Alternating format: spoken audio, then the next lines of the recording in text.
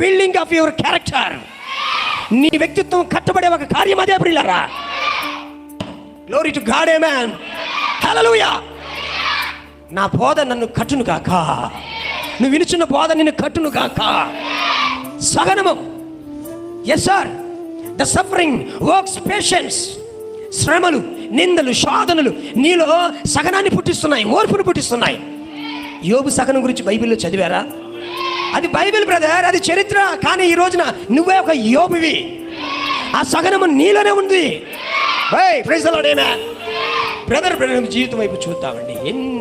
ఎన్ని అవమానాలు వచ్చినా ఆయన ముఖం ఎదుటే, ఆయన బోధిస్తూ ఉన్నప్పుడే ఒక వ్యక్తి దిక్కును లేచి నీ బోధ అబద్ధ బోధ అని ఆయన ముఖం మీదనే చెప్పి కుర్చీ తన్ని ఆయన ముందే వెళ్ళిపోయాడు.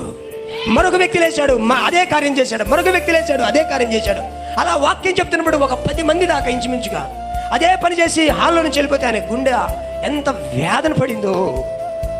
కానీ బ్రదర్ బ్రహ్మ ఎన్నడూ వారిని శపించలేదు, ఎన్నడూ వారి గురించి ఆయన తేడాగా మాట్లాడలేదు. బ్రదర్, నా బోధ మీకు నచ్చలేదు కాబట్టి మీరు వెళ్ళిపోయారు. హల్లెలూయా. వాళ్ళ చర్చిలో గిటార్ వాయించే ఆయనే ఒకసారి భార్య చచ్చిపోయి కూతురు చచ్చిపోతే సమాధి తోటల దగ్గరికి వెళ్తున్నాడు ఆయన. వాళ్ళ చర్చిలో విశ్వాసేనండి, బయట వాళ్ళు కాదు. హలో బిల్లీ, ఎక్కడికి వెళ్తున్నావు? నేను సమాధి తోటకి వెళ్తున్నాను. ఎందుకు? ఇంకా నువ్వు ఆ దేవుని సేవిస్తావా?